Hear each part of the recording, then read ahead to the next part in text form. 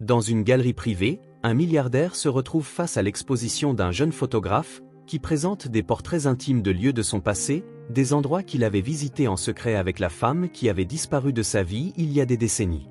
Lorsqu'il interroge le photographe, le jeune homme soupire profondément. Ma mère m'a dit que chaque photo était un indice destiné à mon père, au cas où il essaierait de nous retrouver un jour. Avant de commencer l'histoire, n'oubliez pas de laisser un like et de vous abonner à la chaîne pour voir plus d'histoires comme celle-ci.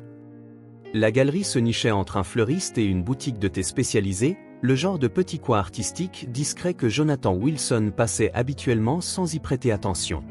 Ce soir-là, pourtant, il y était. Costume parfaitement taillé, boutons de manchette alignés, chaussures cirées au point de refléter les lumières suspendues au plafond, parce qu'Oliver y avait insisté.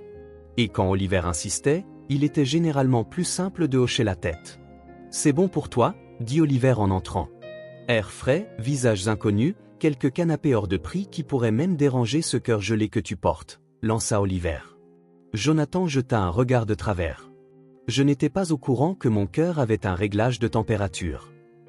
Eh bien, s'il en a un, il se situe quelque part entre la poignée de main corporative et le buffet funèbre. À l'intérieur, la pièce était doucement éclairée, calme mais pas étouffante. La foule était composée de jeunes hipsters, écharpes, cheveux texturés, personnes sirotant du vin et parlant avec des tons révérencieux de l'exposition à la lumière. Jonathan se déplaçait lentement, laissant ses yeux effleurer les photographies encadrées qui ornaient les murs, clichés de rues urbaines, portraits dans l'ombre, textures abstraites. Rien ne captait son attention plus d'une seconde. Puis il la vit, une cabane, petite, marquée par le temps, perchée au bord d'une falaise surplombant la mer, entourée d'herbes sauvages, que le vent penchait vers la terre. La photo avait été prise au crépuscule, l'horizon teinté d'or et de cendres. Ce n'était rien de dramatique, si ce n'est que c'était trop immobile. Mais Jonathan s'arrêta net. Oliver le remarqua. « Alors, finalement, tu en aimes une ?» Jonathan ne répondit pas, s'approcha. C'était la même cabane qu'il n'avait pas vue depuis plus de 30 ans, mais qu'il aurait pu dessiner de mémoire. L'inclinaison du toit, les planches rugueuses réparées avec du métal, la cheminée tordue. Il connaissait cette côte, se souvenait du sel dans l'air, du silence, de la façon dont elle s'endormait contre son épaule, un livre sur les genoux. Il se dirigea le long du mur vers une autre photo, un préau d'herbes sauvages, bordé d'une clôture brisée, puis une berge avec un vieux banc en bois à moitié enfoncé dans le sol, et encore une autre, l'intérieur d'une minuscule librairie, ses étagères chargées de livres de manière irrégulière, une échelle appuyée contre le mur du fond. Il fixa cette dernière pendant longtemps. Elena avait adoré cette librairie. Chaque image frappait comme un coup sur une porte longtemps fermée. Ce n'étaient pas des lieux publics, ni des monuments que quelqu'un pourrait reconnaître dans un guide de voyage. Ce sont des lieux privés, cachés, et ils n'étaient pas seulement à elle, ils étaient à eux. Une voix douce, à côté de lui, rompit le silence. « Tu en aimes une » Jonathan se tourna légèrement. Un adolescent se tenait à quelques pieds de là, les mains enfoncées dans les poches d'une veste en tweed froissée. Ses boucles sombres étaient ébouriffées, ses baskets usées, et il semblait préférer être ailleurs mais était trop poli pour le montrer. Jonathan acquiesça du regard en direction de la photo de la librairie. « Je connais cet endroit. » Le garçon sembla conte, mais prudent. « Il est fermé maintenant. Je crois que le propriétaire a pris sa retraite. C'est l'un de mes préférés. Tu as pris ces photos ?» Le garçon hocha la tête. Toutes, sauf les portraits du fond, qui faisaient partie d'une collaboration avec mon amie Marie. Le regard de Jonathan se détourna vers le mur. « Comment as-tu trouvé ces endroits ?» Le garçon hésita, se balançant sur ses talons. « Ce sont des lieux dont ma mère parlait. Elle est décédée l'année dernière. J'ai utilisé ses journaux et de vieilles notes. Certains étaient assez vagues, j'ai dû deviner beaucoup de choses. » Oliver s'éloigna, probablement en sentant le changement de ton. Jonathan garda son attention, sa voix restait égale. Elle en parlait, oui, beaucoup. Elle me racontait des histoires. Au début, je pensais qu'elles étaient inventées, mais ensuite j'ai commencé à trouver de petits détails, des directions, des croquis, parfois juste une phrase, comme le banc sous le saule. Après l'inondation, il m'a fallu des semaines pour trouver celui-là. Jonathan jeta un regard vers la photo de la berge. Est-ce qu'elle a jamais dit pourquoi ces lieux comptaient ? Le garçon haussa les épaules. Elle disait que ça faisait partie d'un tableau plus grand, qu'un jour peut-être ces lieux signifieraient quelque chose pour quelqu'un d'autre, ou peut-être mèneraient quelque part. Elle était toujours un peu énigmatique comme ça. Un silence s'installa entre eux. Le brouhaha de la galerie s'éloigna, lointain. Jonathan regarda de nouveau le garçon, sa voix s'abaissant légèrement. « Quel était le prénom de ta mère » ? « Helena Evans. » La réponse du garçon fut douce, presque désinvolte. Je pense que c'était le nom qu'elle avait choisi. Elle ne parlait jamais beaucoup de sa vie avant moi. Jonathan expira, presque si doucement que personne ne le remarqua. Il détourna le regard, hocha la tête une fois, puis se força à esquisser un léger sourire. « Eh bien, dit-il en ajustant le revers de sa veste, tes photographies sont impressionnantes. Tu as rendu hommage à sa mémoire. » Le garçon sourit timidement, se présentant, Aspen. Il sourit plus largement à ce compliment. « Merci. Je ne m'attendais pas à ce que quelqu'un comme vous les remarque. Pour être honnête, personne comme moi, tu sais. » Aspen reprit. « Des chaussures propres, regarde, ça coûte plus cher que ma première voiture, toute cette ambiance. » Jonathan laissa échapper un rire discret. « Je ne suis pas sûr que ce soit un compliment. » « Ce n'en est pas un, non, ce n'en est pas un compliment. » Il appréciait ce gamin, vif, mais pas arrogant, réfléchi. Il y avait quelque chose dans sa manière d'être, une sorte de curiosité constante qui rappelait à Jonathan quelqu'un qu'il avait connu autrefois. Aspen se gratta la nuque, soudain hésitant. « Il y a une chose de plus que je n'ai pas l'habitude de dire à voix haute, mais... » Jonathan attendit. « Ma mère. » Elle disait toujours qu'elle choisissait ces endroits parce qu'ils avaient une signification. Elle m'avait dit qu'ils étaient pour quelqu'un d'autre, pas pour moi, pour quelqu'un d'autre. Si j'avais fini le projet et si j'avais bien fait les choses, peut-être que cette personne les verrait, et peut-être que je saurais qui était mon père. Jonathan resta immobile, les mots flottaient comme un brouillard qui refusait de se dissiper. Il saurait, ajouta Aspen, si jamais il les croisait, il reconnaîtrait les lieux et il saurait. Jonathan sentit quelque chose se resserrer dans sa poitrine, lentement, comme un écho heurtant un mur longtemps endormi. Il ne répondit pas immédiatement, se contentant de hocher doucement la tête. Elle semble être quelqu'un qu'il faut se rappeler. Aspen sourit. Elle l'était. Après un moment, Jonathan tapa de 2 doigts contre le côté de sa montre, une vieille habitude discrète, puis regarda Aspen de nouveau, la voix plus assurée. « Eh bien, pour ce que ça vaut, je pense qu'elle avait raison. » Il se tourna, offrit un hochement de tête poli et se dirigea lentement vers l'arrière de la galerie, où Oliver se tenait, faisant mine de ne pas remarquer son hésitation. Il sentait la chaleur à ses tempes, comme si ses pensées se pressaient de tous côtés. Tout ce qu'Helena avait caché, tout ce qu'elle avait laissé derrière elle, se dévoilait soudain, pièce par pièce, entre les mains d'un garçon de 17 ans, appareil photo en main, sans qu'il sache encore quoi en faire. Mais une chose était claire, ce n'était pas une coïncidence, c'était le début de quelque chose, comme s'il avait perdu le droit d'espérer. Cette nuit-là, Jonathan ne dormit guère. Il versa un verre de scotch qu'il ne finit pas, regarda par la fenêtre bien plus longtemps qu'il ne l'avait prévu, puis s'installa dans le fauteuil près de la cheminée, longtemps après que les flammes se furent éteintes. Il n'y avait rien de précis qu'il aurait pu identifier, aucune ligne unique parmi celles qu'Aspen avait dites, aucune image qui aurait brisé quelque chose. C'était l'ensemble, la certitude tranquille dans la voix du garçon, les photos, le nom d'Helena, prononcé de nouveau après tant d'années, comme s'il n'avait pas été enveloppé de silence et de regret. Le lendemain après-midi, il se retrouva dans une file d'attente dans un café appelé Béander. Un nom qui le faisait rouler des yeux et Oliver glousser lorsqu'il lui avait dit que ça sentait la cannelle et l'espresso brûlé, et que la fille au comptoir portait un t-shirt avec l'inscription « Un extra de lait d'avoine n'est pas une personnalité » en lettres roses vifs. Jonathan n'était pas entièrement sûr de ce qu'était le lait d'avoine. Il commanda quelque chose appelé flat white parce que cela sonnait le moins ridicule, et attendit près de la porte, essayant de ne pas ressembler trop à un homme qui n'avait rien à faire là. Aspen arriva avec 2 minutes de retard, s'excusant d'un sourire penaud, les écouteurs pendant à une oreille. Il avait un sac en toile jeté sur une épaule et un petit carnet à la main, celui du genre avec des bords scotchés et des taches de café, qui devait contenir l'équivalent d'une demi-année d'idées et de souvenirs. Ils s'installèrent à une table dans un coin, à l'écart de la foule d'étudiants et de travailleurs à distance.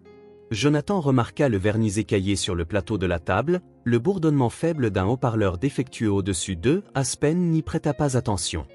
Il sortit une petite tablette et l'alluma. « J'ai mis le reste des photos ici », dit-il en tournant l'écran vers Jonathan. « Celles qui n'ont pas été exposées à la galerie, trop personnelles, je suppose, ou trop floues, ou les deux. » Jonathan se pencha légèrement, faisant attention de ne pas trop trahir ce qui se passait. Il n'était pas encore prêt à expliquer pourquoi ses mains étaient crispées sous la table. L'écran déroulait les images, un vieux pont sur un ruisseau asséché, un minuscule café aux auvents jaunes, un banc de parc sous un lampadaire tordu. Il reconnut chacun de ces lieux. Ce sont tous des endroits que ta mère a visités, pas seulement visités. Aspen dit, elle avait l'habitude de dire que certains lieux ne contiennent pas seulement des souvenirs, ils les deviennent. Je ne comprenais pas au début, j'avais 12 ans, je me souciais plus de Minecraft que des métaphores. Jonathan esquissa un sourire. Compréhensible. Aspen rit un peu, puis haussa les épaules. Mais plus tard, quand elle est tombée malade, elle a commencé à en parler davantage, comme s'il s'agissait de miettes de pain. Elle était toujours un peu poétique. Bizarre, mais poétique. Il fit une pause et tapa sur l'écran pour afficher une autre photo. Un terrain de jeu avec des balançoires derrière une église en ruine. Le cœur de Jonathan se serra. Ils y avaient dansé, pieds nus dans l'herbe, la musique émanant d'une radio dans une ville voisine. Il l'avait embrassée sur la joue juste avant que la pluie ne commence, et elle avait ri jusqu'à ce qu'il pleuve à torrent. Elle a laissé des indices, continua Aspen, pas du genre viens ici à cette date, mais plus comme des énigmes ou des fragments d'histoire, parfois juste une phrase, comme là où nous avons failli être attrapés mais jamais désolés. Je n'avais aucune idée de ce que signifiaient la plupart d'entre eux, je partais simplement à leur recherche. Jonathan se détendit lentement, cherchant un point d'ancrage dans ses pensées. Il se rappela le frisson de cette nuit au bord du lac, les phares balayant la scène alors qu'il se cachait dans les buissons, trempé et essoufflé. Elle n'avait pas eu peur, pas du tout. Elena avait toujours été la courageuse, ta mère, dit-il avec précaution. Elle était toujours réservée à propos de son passé, ajouta Aspen en hochant la tête. Surtout quand il s'agissait de, tu sais, de l'homme mystérieux. Je lui aurais demandé, et elle souriait en disant qu'il avait des mains délicates et un timing horrible. C'est tout ce qu'elle m'avait donné pendant des années. Elle ne gardait même pas de photos, disait que les souvenirs étaient meilleurs que les photos. Jonathan regarda de nouveau l'image du terrain de jeu. Est-ce qu'elle t'a déjà parlé de son nom? Oh. Aspen fronça légèrement les sourcils, pensif. C'est étrange, non? Elle me racontait tout, des choses embarrassantes, drôles, même tristes parfois, sauf ça. Elle a juste dit qu'il l'aimait une fois et qu'elle espérait que, si jamais je le rencontrais, je le reconnaîtrais. La gorge de Jonathan se dessécha. Il but une gorgée de café tiède, essayant de ne pas faire d'écart. A-t-elle jamais expliqué pourquoi ils ne sont pas restés ensemble? Elle disait que ce n'était pas son choix. Les choses se sont compliquées, je pensais qu'il était peut-être marié, ou mort, ou d'un autre pays. Elle ne confirmait rien, disait juste que certaines personnes t'échappent, même quand tu les aimes. Jonathan hocha lentement la tête, laissant ses mots s'installer. Il pensa à toutes les fois où il avait décroché son téléphone, aux lettres qu'il avait écrites sans jamais les envoyer, aux années passées à se demander s'il avait inventé tout cela, et voilà qu'il se retrouvait face à ce garçon, le vestige d'elle, essayant de ne pas poser la question qui le hantait depuis hier. On dirait qu'elle voulait que tu le trouves, dit Aspen en haussant les épaules. Je pense que oui, répondit Jonathan. Mais je pense aussi qu'elle avait peur, peut-être peur que personne ne veuille la retrouver, ou pire, qu'on la retrouve et qu'on ne se souvienne plus d'elle. Jonathan leva les yeux, mais Aspen n'était pas en train de faire de la pêche à l'info, il était sincère. Cette même curiosité constante, qu'il avait animée dans la galerie, était toujours là, mais désormais avec un poids. Il ne cherchait plus seulement une histoire, il cherchait des réponses. Eh bien, dit Jonathan en posant sa tasse, il est évident qu'elle voulait que tu saches quelque chose, et tu as fait un travail remarquable pour honorer cela. Merci, dit Aspen en baissant les yeux, un peu timide. Je ne pensais pas que cela importerait à quelqu'un d'autre qu'à moi. Mais peut-être que ça finira par importer. Jonathan esquissa un faible sourire. Ça compte déjà. La conversation changea alors, devenant plus légère, plus facile. Aspen sortit son carnet et feuilleta quelques-unes des notes originales d'Elena, soulignant des phrases étranges qu'elle avait écrites et riant de combien il avait eu de mal à les interpréter. L'une disait « l'endroit avec la chaise rouge et l'horloge cassée », qui s'est avéré être une ancienne gare transformée en café. Une autre disait « le porche où l'hiver attendait », qu'il finit par relier à un lieu au bord d'un lac, au volet délavé et à un poêle en bois qui ne fonctionnait jamais. Jonathan écoutait, interviennent par des remarques sèches ou des questions discrètes. Il usait de l'humour quand l'émotion menaçait de se rapprocher trop. Aspen semblait comprendre sans qu'on ait à insister. Ils quittèrent le café alors que les ombres de fin d'après-midi s'allongeaient sur le trottoir. Jonathan raccompagna Aspen au coin de la rue et dit qu'il aimerait revoir plus de photographies un de ces jours. Bien sûr, peut-être la semaine prochaine. Et il lui rappela d'essayer le brownie à la lavande du café la prochaine fois. Jonathan resta là quelques instants après le départ d'Aspen, les mains dans les poches de son manteau, regardant le garçon se fondre dans la foule. Il y avait quelque chose de familier dans sa démarche, à la fois déterminée, un peu maladroite mais confortable dans sa peau. Jonathan se rappela qu'Elena disait un jour qu'elle espérait que son futur enfant serait curieux, pas effrayé d'aller à la recherche, même quand le chemin était incertain. Elle avait toujours vu le monde comme une carte faite de sensations, pas de faits. Il ne voulait pas tirer de conclusions hâtives, c'était trop tôt, trop fragile. Mais les photos, les histoires, le timing, tout indiquait la même direction, et une partie de lui, celle qu'il avait enterrée sous des années de logique et de déception, commençait déjà à y croire. De retour dans la voiture, Jonathan sortit son téléphone et parcourut son calendrier. Il libéra les 3 soirées suivantes, puis appela Oliver. « J'ai besoin d'un nom, dit-il. Quelqu'un de calé en registre foncier de la côte de la Nouvelle-Angleterre, discret. » Oliver répondit, « On résout un crime ou bien on essaie juste d'obtenir une clôture. » Jonathan démarra le moteur. « Je ne sais pas encore, mais je pense que quelqu'un nous a laissé une piste. » Et pour la première fois depuis des années, il comptait la suivre. Le lendemain matin, Jonathan était assis à son bureau, écoutant à moitié une conférence téléphonique, son esprit vagabondant vers le carnet qu'Aspen lui avait laissé. À l'intérieur se trouvaient des croquis, des coupures de presse, des phrases griffonnées de 2 écritures différentes, des traits rapides d'Aspen et l'écriture ronde et soignée d'Elena. Certaines pages étaient presque illisibles, l'encre était pâle ou baveuse, comme si elles avaient été manipulées fréquemment. Il feuilleta une page portant en haut une phrase simple, « Pour les lieux qui se souviennent de nous, même quand les gens oublient. » En dessous, une liste de villes, chacune faisant sonner une cloche discrète dans sa mémoire. Juste après le déjeuner, il appela Oliver. « Tu veux quoi ?» Oliver répéta, « De l'aide pour faire des recherches, vérifier les registres fonciers, d'anciennes adresses. On cherche un motif. » Il y eut un silence. « Ça concerne le gamin photographe ? Tu te transformes en l'un de ces papas qui va à toutes les pièces de théâtre scolaire en disant que c'est en fait de l'art assez sophistiqué. » Jonathan ne rit pas. « C'est important. » Oliver soupira théâtralement, mais céda. « D'accord, je vais trouver mon gars des archives pour fouiller. Mais si tu m'emmènes dans quelque cabane abandonnée au milieu de nulle part sans Wi-Fi, je te réclame des dommages émotionnels. » 2 jours plus tard, Jonathan et Aspen prirent la route. Aspen avait tracé une petite boucle d'emplacements issus du journal, pour des lieux situés à quelques heures de la ville, tous reliés par les indices vagues d'Elena. Ils empruntèrent une des voitures de Jonathan, que Aspen regarda comme si elle venait d'atterrir d'un vol privé. Il passa les 20 premières minutes à bricoler les réglages du siège et à demander si l'écran du tableau de bord pouvait lire des vidéos YouTube.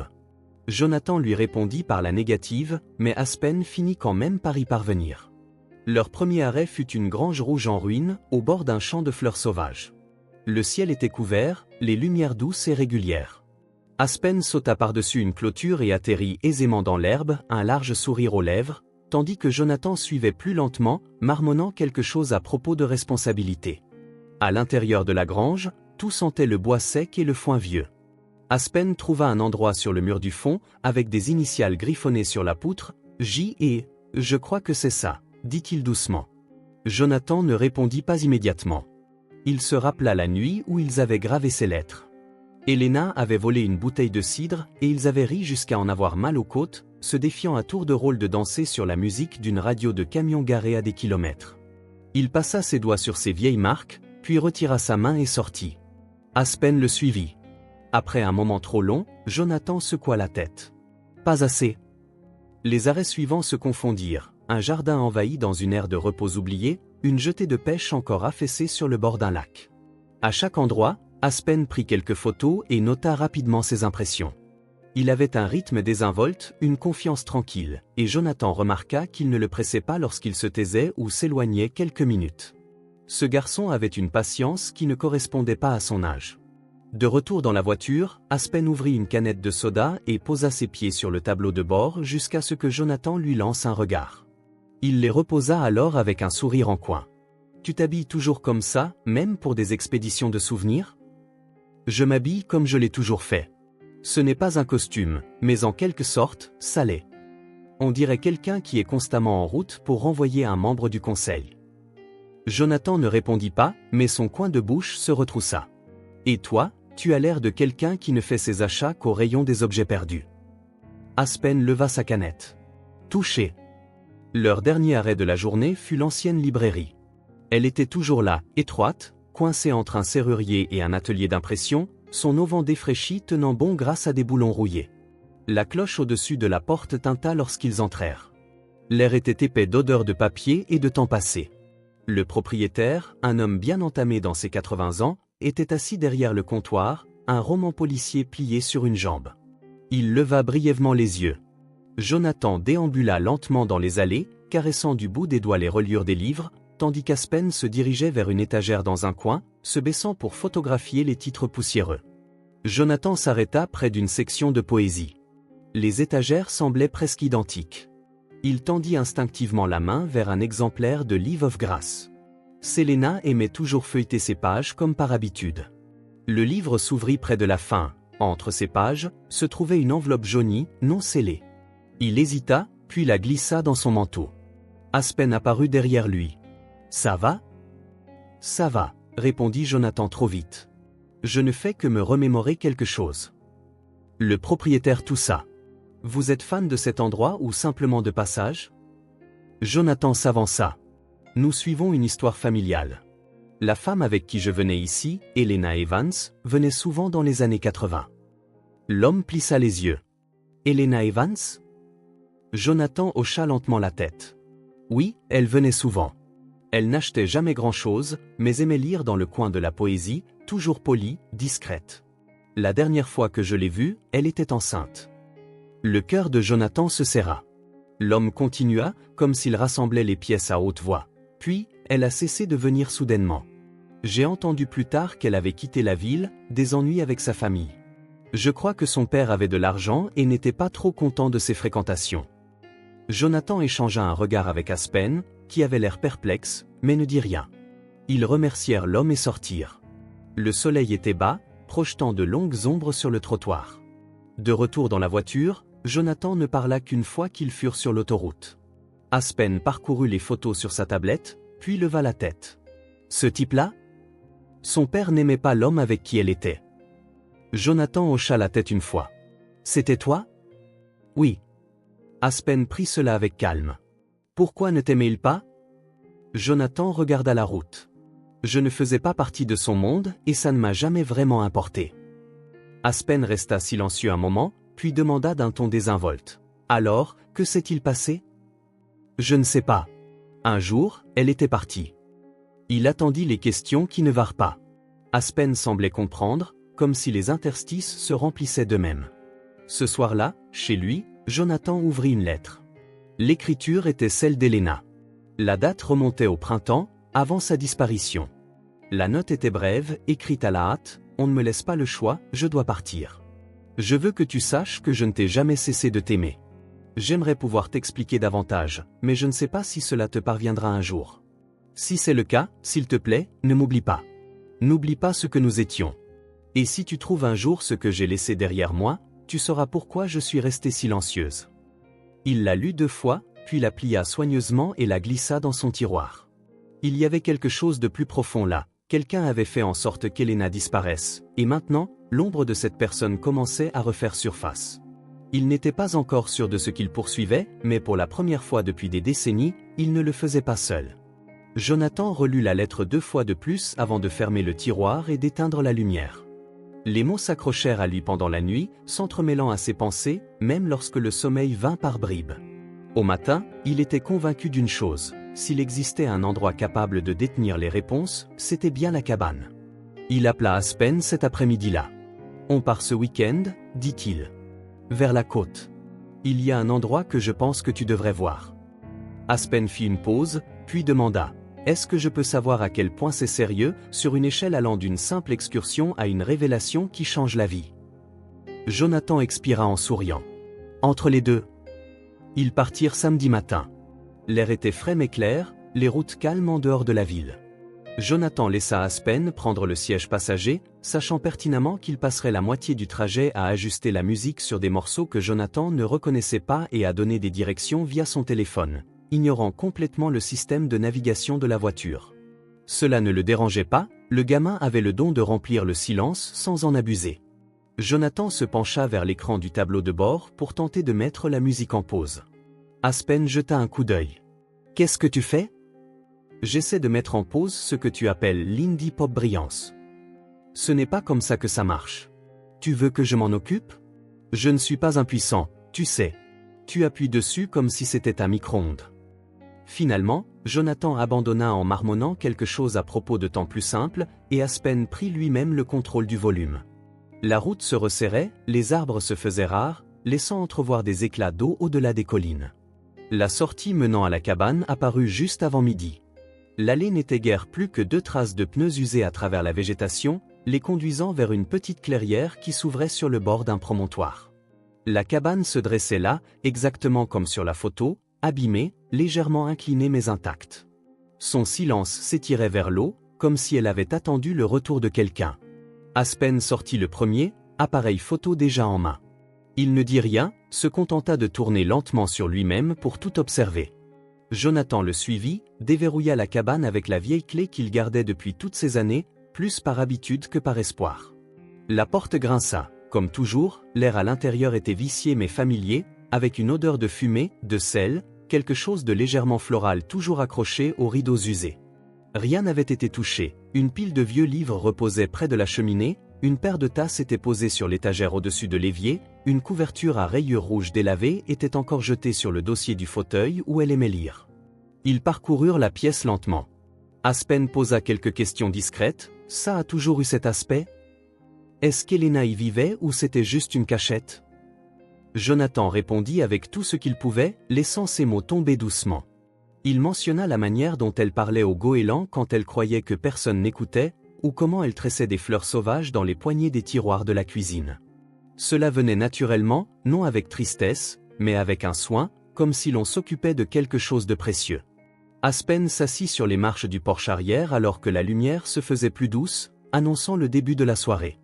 Il jeta un regard vers la mer, où les vagues se brisaient en un rythme régulier, et demanda « Tu as déjà pensé à rester ici, à l'époque ?» Jonathan répondit « Tout le temps. » Elle t'aimait vraiment, n'est-ce pas ? Oui, et tu l'aimais complètement. Aspen hocha lentement la tête, la voix plus douce désormais. Elle disait toujours que quiconque serait là aurait voulu rester s'il le pouvait. Jonathan s'assit à côté de lui. L'air était plus frais, une brise poussait doucement dans l'herbe. Elle avait raison, dit-il. J'aurais aimé rester, je n'ai jamais voulu partir. Aspen baissa les yeux sur ses mains. J'imaginais toujours qu'il finirait par se montrer un jour. Je n'avais besoin d'aucune faveur, je voulais juste savoir qu'il existait, que je n'étais pas un accident. Jonathan se tourna légèrement. Tu ne l'as jamais été. Aspen ne répondit pas immédiatement, mais quand il le fit, sa voix était plus légère, plus claire. C'est étrange, je ne suis pas en colère contre elle. Avant, je pensais l'être si jamais je découvrais qu'elle m'avait éloigné de lui. Mais maintenant, je me sens juste triste, comme si elle avait dû tout affronter seule. Jonathan posa une main sur la rambarde du porche. Peut-être pas tout. Peut-être qu'elle avait de l'aide, de manière que tu ne connais pas encore. Ils restèrent un moment, regardant l'eau sans avoir besoin de beaucoup parler. Finalement, Aspen se leva et regagna l'intérieur, et Jonathan le suivit. Il remarqua alors que le garçon s'était arrêté devant la cheminée. Quelque chose avait attiré son attention. Cachée derrière une rangée de livres, se trouvait une petite boîte en bois. Aspen la prit délicatement et la posa sur le sol entre eux. Elle n'était pas fermée à clé. À l'intérieur, il y avait des piles de papier, des dizaines de pages manuscrites pliées et datées, chacune portant l'écriture d'Elena. Certaines étaient des lettres, d'autres des extraits de journal intime. L'une portait le nom d'Aspen en haut. Ils parcoururent les pages en silence, se les renvoyant l'un à l'autre. Elle évoquait sa grossesse, sa peur d'être retrouvée, les menaces de son père. Une lettre expliquait comment elle avait tenté de joindre Jonathan, mais ses tentatives avaient été interceptées. Une autre décrivait comment elle avait laissé des indices pour l'avenir, des lieux, des phrases, des souvenirs, dans l'espoir qu'un jour son fils trouverait l'homme qui devait l'élever. Lorsqu'ils en arrivèrent à la dernière page, Jonathan resta immobile pendant un long moment, puis regarda Aspen d'un air attentif et posé. « Je pense que tu sais déjà ce que je vais dire. » Aspen le fixa longuement, puis se pencha en arrière et dit « Enfin, oui. » La coiffure, le blazer, l'étrange collection de stylos chers, j'aurais dû m'en douter il y a 2 jours. Jonathan rit doucement, un rire bas et sincère. Tu es sérieux, alors que je le suis. Aspen hocha la tête. D'accord, c'est beaucoup, mais ce n'est pas totalement surprenant. Ils restèrent un moment encore, puis Aspen poussa légèrement la boîte du pied. Et maintenant, on fait quoi? Tu commences à m'appeler fils en public et à me dire de ranger ma chambre? Jonathan se leva et s'étira. Prenons les choses étape par étape. Je pensais commencer par ne plus te laisser commander le dessert pour le petit déjeuner. D'accord, tu commences déjà à te comporter comme un parent. Il n'y eut ni cérémonie ni grand discours, juste une certaine stabilité entre eux, quelque chose qui semblait juste. Ils rangèrent la boîte, verrouillèrent la cabane et prirent la route du retour, les vitres entr'ouvertes et la musique douce. Sur la route principale, Aspen se tourna vers lui. « Tu penses qu'elle est toujours là dehors ?» Jonathan répondit sans hésiter. « Oui. »« Alors, on va la retrouver. » dit-il. « On la retrouvera. » Et pour la première fois depuis des années, la route devant eux semblait mener vers quelque chose de réel. Le trajet de retour depuis la cabane fut calme, pas tendu ni inconfortable, mais chargé de quelque chose de plus lourd que les mots qu'ils s'étaient échangés, ce qui comptait déjà. Maintenant, il s'agissait de laisser retomber tout cela, de lui donner de l'espace. Jonathan s'attendait à un changement dans l'air après, quelque chose de dramatique. Ce qui arriva à la place de la gêne fut un calme réconfort constant. Aspen ne le traita pas différemment, il ne devint ni collant ni distant, il ne demanda rien. Il existait simplement à côté de Jonathan, comme il l'avait toujours fait. Sauf que maintenant, il y avait quelque chose de solide sous leurs pieds, plutôt que des spéculations. Au cours de la semaine suivante, ils tombèrent dans un rythme tacite. Jonathan alla chercher Aspen à l'école 2 fois, même si la 2e fois, il se trompa de protocole dans la file de ramassage et faillit déclencher une mutinerie mineure dans la circulation. Aspen le taquina à ce sujet pendant 3 jours, mais en vérité, il aimait qu'on vienne le chercher, et Jonathan ne voyait pas d'inconvénient à faire la queue parmi les minivans et les berlines cabossées, même si la situation semblait surréaliste. Un matin, il apporta un café à Aspen, mais celui-ci lui fit remarquer qu'il l'avait commandé comme quelqu'un qui devine au hasard dans une langue étrangère. Il y eut des disputes au sujet des mots de passe Wi-Fi, de fausses batailles pour décider de ce qui méritait d'être appelé « musique », et un incident où Jonathan tenta d'utiliser un hashtag à la mode dans une conversation informelle et se fit dire avec douceur, mais fermement, de ne jamais recommencer. Mais derrière ces plaisanteries, il y avait quelque chose de réel. Ils ne faisaient pas que passer du temps ensemble, ils apprenaient à connaître les contours de l'autre. Jonathan ne s'était jamais considéré comme une figure parentale, et pourtant, il remarqua de petits détails. Comment Aspen tirait sur ses manches quand il était incertain, comment il évitait les appels qu'il ne voulait pas prendre, comment il ne savait pas quand demander de l'aide alors qu'il en avait manifestement besoin. Cela rendit Jonathan plus protecteur qu'il ne l'aurait cru. Cependant, des questions restaient en suspens, à propos d'Elena, de ce qui s'était réellement passé. Les journaux leur avaient donné des bribes, mais pas l'histoire complète, et Jonathan savait qu'il restait quelqu'un à interroger, Margaret. Il ne lui avait pas parlé depuis plus de 20 ans, pas depuis l'époque où Elena mentionnait occasionnellement sa sœur, avec prudence. Elle n'avait jamais été proche, mais il y avait toujours cette loyauté silencieuse. Il espérait qu'elle n'avait pas disparu. Il passa l'appel un jeudi soir. Il ne fut pas difficile de trouver son numéro. Quand elle décrocha, il y eut un silence après qu'il eut dit son nom. « Je ne m'attendais pas à avoir de tes nouvelles, dit-elle sans méchanceté. Je ne m'attendais pas à appeler. Mais quelque chose est arrivé. C'est à propos d'Elena. » Un autre silence, plus long cette fois. « Elle est partie. » La voix de Jonathan resta calme. « Je sais. C'est ce que les gens disent. Je ne suis plus sûr d'y croire. » Elle ne répondit pas. Il attendit. « Je peux être à New Haven demain après-midi, dit-il. » Ils se retrouvèrent dans un petit bistrot niché sur la place principale, le genre d'endroit où l'on sert des soupes artisanales et de l'eau triple filtrée. Margaret avait vieilli avec grâce, ses cheveux grisonnants coupés courts, ses vêtements sobres mais soignés.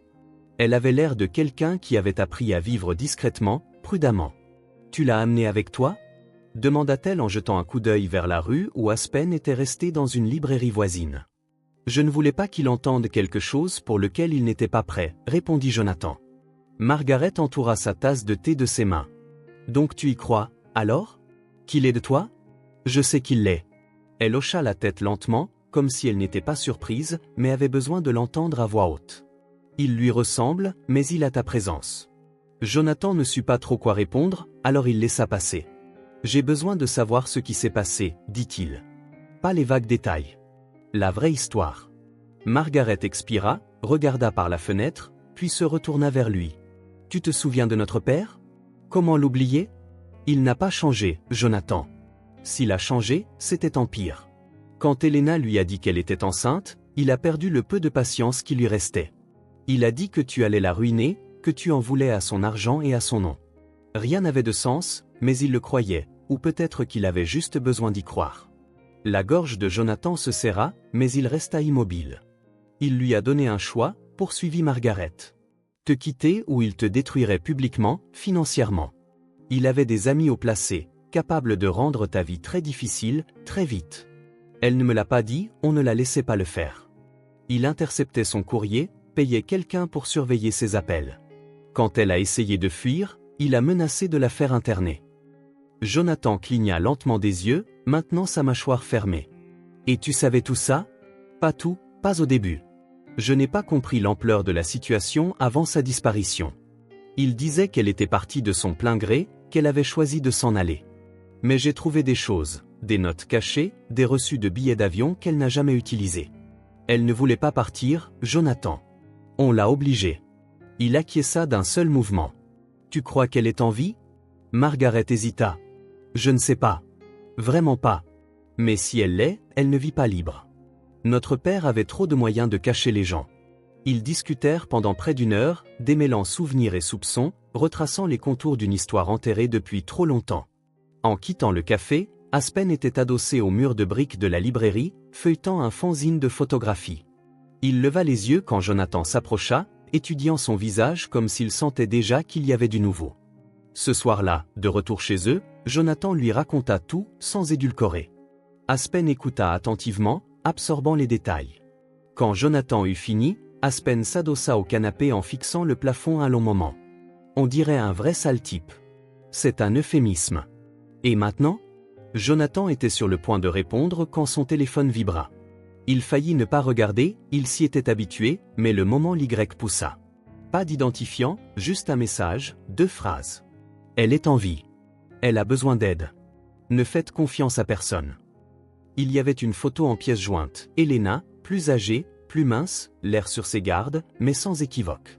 Elle était assise sur ce qui ressemblait à un porche, sa main agrippant le bord du banc à côté d'elle, derrière elle des arbres, et la silhouette floue de quelqu'un hors champ.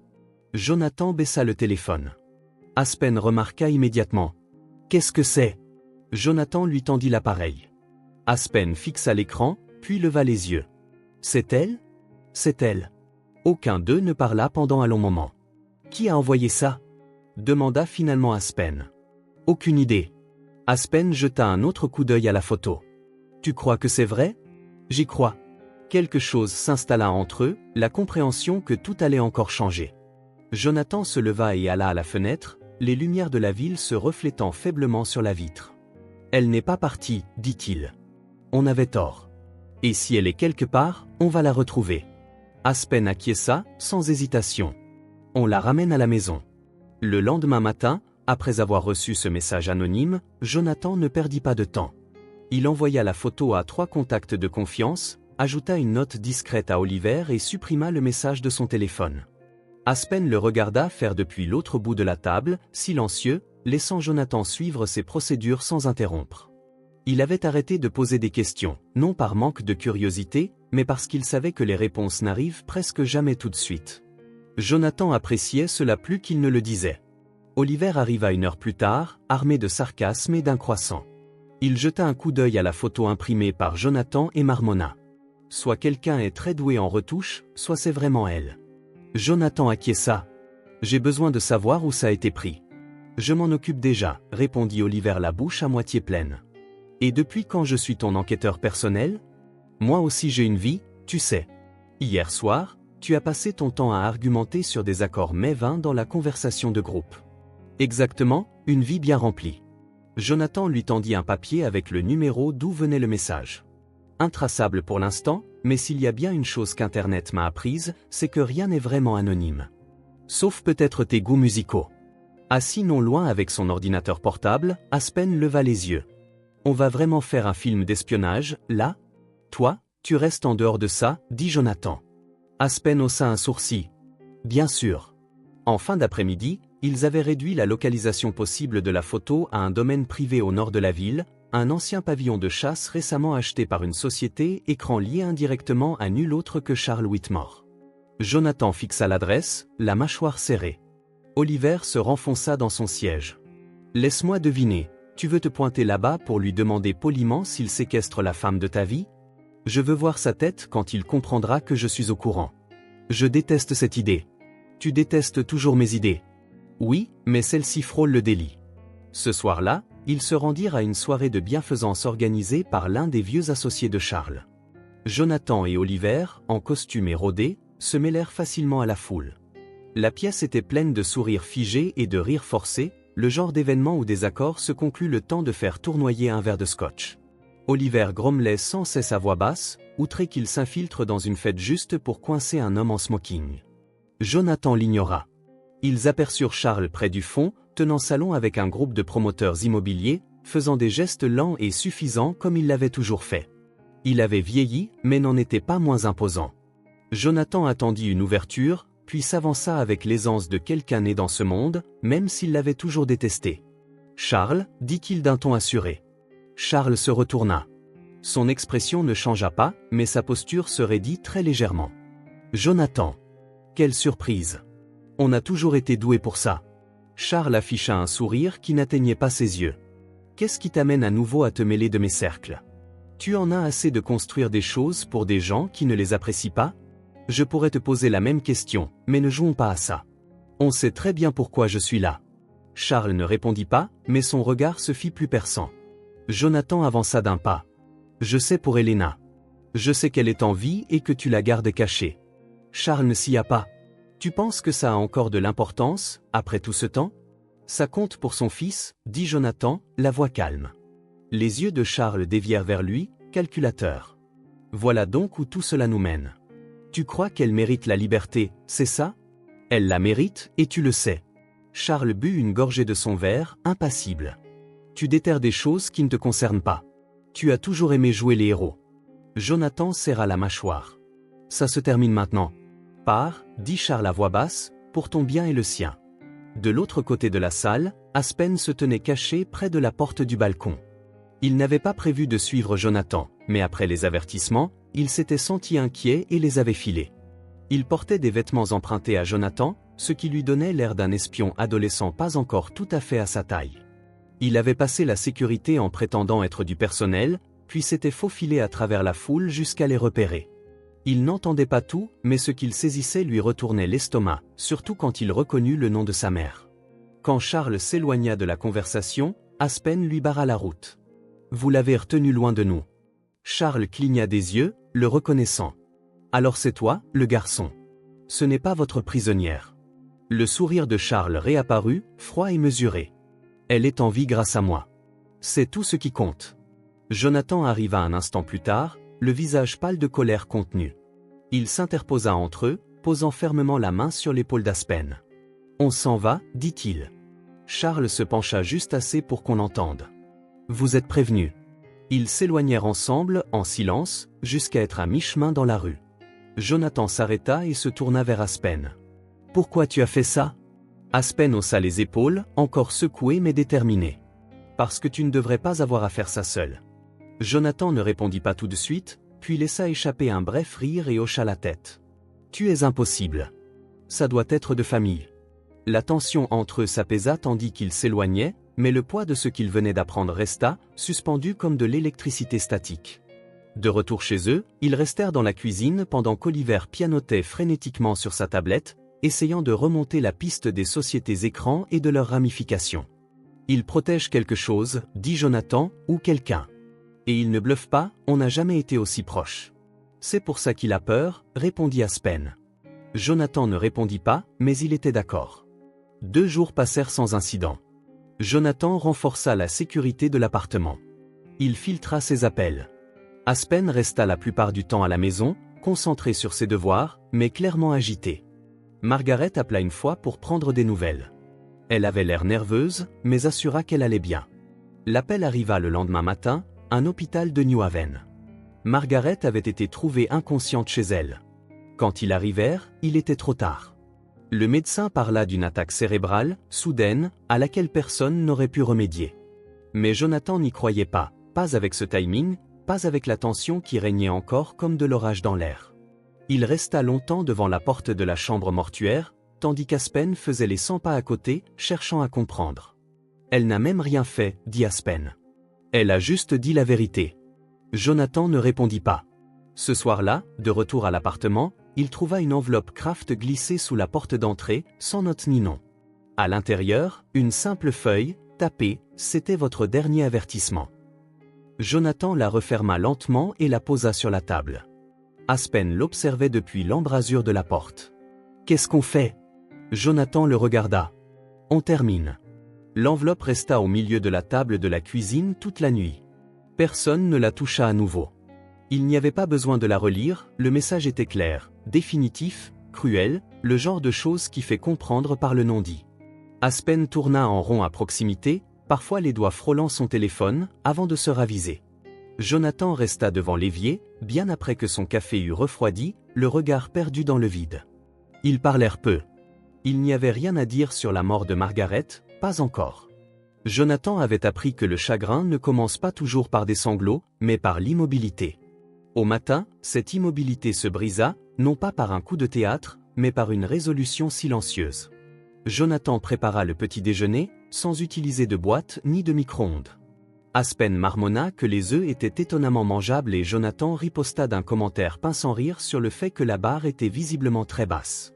Ce n'était pas vraiment joyeux, mais c'était un début. Plus tard, tandis qu'Aspen était à l'école, Oliver appela. « J'ai trouvé quelque chose, dit-il. Ça n'a pas été facile, la propriété est cachée derrière 5 écrans de société et un fonds fiduciaire très louche aux îles Caïmans. » Jonathan s'adossa à son siège. « Où ça ?»« Sur une île au large du Maine. Techniquement en eaux internationales, juste assez loin pour contourner certaines lois. Elle appartient à la famille Whitmore depuis les années 60, elle est quasi invisible sur les images satellites et n'apparaît sur aucune déclaration de Charles. Mais la piste papier est là. On y va. Je m'en doutais. Je vais préparer mes chaussures les moins pratiques et mon écharpe la plus théâtrale. Si on se lance dans un roman d'aventure, je veux le look qui va avec. » Le vendredi soir, ils étaient sur un petit bateau de location, traversant les eaux ouvertes. Le ciel était couvert, le vent mordant, mais Aspen restait près de la proue, scrutant l'horizon comme s'il s'attendait à voir surgir l'île à tout moment. Jonathan se tenait à côté d'Oliver, qui examinait une carte dessinée à la main avec une expression mêlée de curiosité et de regret. « Je n'arrive pas à croire que je t'ai laissé me convaincre, » grogna Oliver. « Tu as toujours eu le goût du drame. » « Oui, mais d'ordinaire à l'intérieur, avec du vin. » Aspen cria depuis l'avant du bateau. Là, l'île apparut peu à peu. Des arbres denses, des falaises rocheuses, un grand domaine à peine visible parmi les branches. Pas de quai, pas de chemin évident. Ils jetèrent l'ancre dans une petite crique et poursuivirent à pied en silence, traversant prudemment les sous-bois jusqu'à ce que la demeure se dresse devant eux. Elle n'était pas seulement grande, elle était imposante, construite pour être cachée, pas admirée. Les volets étaient fermés, les abords étrangement calmes. Ils avancèrent prudemment, trouvèrent une entrée latérale ouverte. Jonathan ouvrit la voie à travers des couloirs sombres, des pièces résonnantes, un silence pesant. Au bout d'un long couloir, une porte était entr'ouverte. Jonathan arriva le premier, la main en suspens, avant de la pousser délicatement. Elle était assise près d'une fenêtre, faisant face à la mer, le dos droit, le regard fixe. Ses cheveux, plus longs, parsemaient ses épaules de fils argenté, sa silhouette était plus maigre, ses vêtements simples. Mais il la reconnut. Avant même qu'elle ne se retourne, il savait. « Helena » murmura-t-il presque sans voix. Elle tourna lentement la tête, les yeux scrutant son visage. Elle ne parla pas tout de suite, le regard incrédule, comme si elle voyait un fantôme. « Jonathan ?»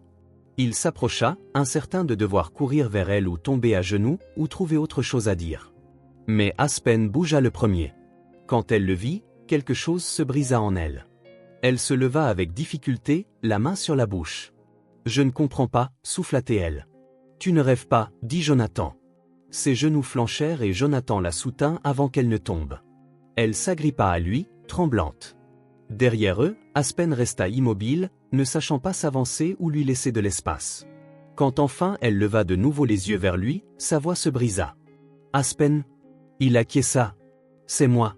Elle sembla passer de la stupéfaction à l'émerveillement, puis à la culpabilité, à la joie, tout à la fois.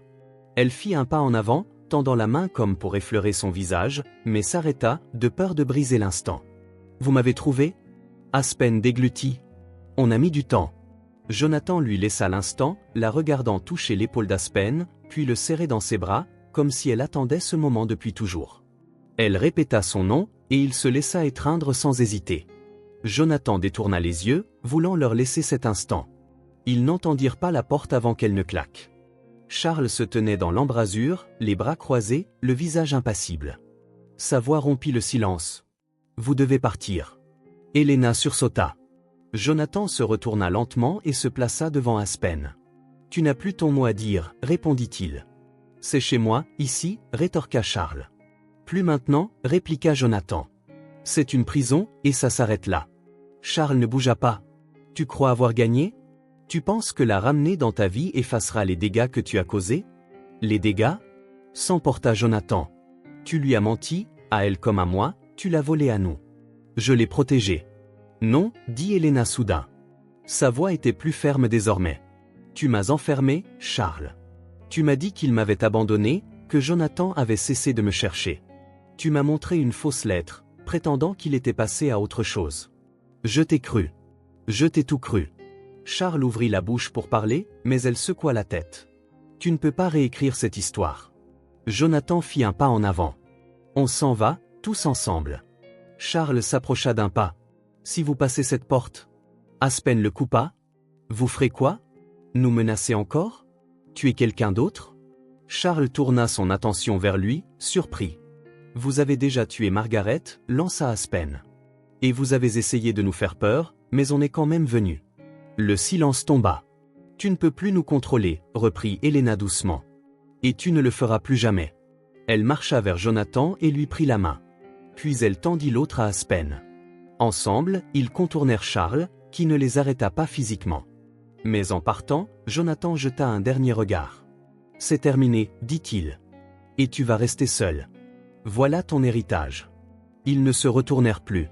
Dehors, le vent s'était levé, les arbres se balançaient. Tous trois avancèrent vers la crique, à travers les bois sombres, jusqu'au bateau qui les ramènerait loin de tout ça. Aspen regardait tour à tour Jonathan et Helena. « Est-ce qu'on est officiellement des fugitifs, maintenant ? » « Tu es de toute façon privé de sortie, répondit Jonathan. Helena rit, un son discret mais authentique. Ils continuèrent d'avancer, vers la liberté, vers les retrouvailles qu'on leur avait refusées trop longtemps. Le retour sur le continent fut plus calme que l'aller. Helena s'assit entre Jonathan et Aspen, enveloppée dans une des grandes écharpes d'Oliver, le regard vers l'horizon, tandis que l'île disparaissait peu à peu. Le vent froid ne la dérangeait pas, elle était habituée au silence, à l'immobilité de ces pièces où rien ne bougeait jamais. Ce qui la troublait, c'était le mouvement, le bruit de l'océan, les rires discrets de Jonathan et Aspen, la sensation presque palpable de la liberté qui revenait. Elle ne parlait pas beaucoup, mais elle attrapa la main de Jonathan une fois. Il ne la lâcha pas. À la maison, rien ne redevint normal, parce que rien n'avait jamais été normal pour eux. Mais ils s'installèrent peu à peu dans quelque chose de meilleur. Jonathan installa Helena chez lui, sans discussion ni cérémonie, simplement parce que c'était logique. Le premier matin, Aspen entra dans la cuisine et les vit l'un près de l'autre, trop proches devant la cafetière. Il poussa un grognement. « Vous avez vraiment attendu 20 ans pour être aussi dégoulinant devant moi ?» Jonathan lui tendit calmement une banane. « Considère ça comme de la formation du caractère. » Oui, il y eut des moments gênants. Helena était partie depuis si longtemps que le quotidien la surprenait encore. La ville lui paraissait plus rapide, plus bruyante. Elle ne savait plus utiliser la moitié des appareils, fixait la machine à espresso comme si elle risquait d'exploser. Mais elle s'adaptait doucement, avec délicatesse. Le soir, elle lisait pendant qu'Aspen terminait ses devoirs, elle aidait Jonathan dans ses petites tâches qu'il ignorait ou fuyait. La lessive, la liste de courses, le jour de sortie du recyclage. Et Jonathan, si méticuleux d'habitude, s'assouplissait auprès d'elle. Il laissait les matins s'étirer, laissait la radio allumée au lieu de rester dans le silence. Aspen, évidemment, empêchait tout excès de sentimentalité. Il se moquait du vocabulaire obsolète de Jonathan et de son usage abusif des points-virgules dans ses textos. Il apprit à Helena comment utiliser un smartphone, puis le regretta aussitôt quand elle découvrit les émojis et lui envoya 10 variantes de fruits dansants. Jonathan les observait avec une fierté discrète, faisant semblant d'être absorbé par son travail tout en les écoutant discuter dans la pièce d'accent grave côté. Quelques semaines plus tard, Aspen eut son tout premier rendez-vous officiel. Il ne donna pas beaucoup de détails, demanda juste qu'on le dépose et précisa clairement à Jonathan qu'il n'avait pas le droit de parler à qui que ce soit. Elena, assise sur un tabouret, dut se mordre la main pour ne pas éclater de rire pendant que Jonathan récita un discours détaillé sur la sécurité, la ponctualité et l'importance de regarder les gens dans les yeux. Le lendemain, Aspen revint l'air penaud pour avouer que la fille avait proposé de conduire à sa place. « Tu es sorti de la voiture ? » ?»« Oui. »« Tu lui as ouvert la porte ? » ?»« C'est elle qui l'a ouverte pour moi. » »« C'était réciproque ?» Aspen haussa les épaules. « On est allé prendre un bubble tea. » Jonathan avait l'air vaguement horrifié. Elena applaudit, disant que c'était romantique à sa façon moderne.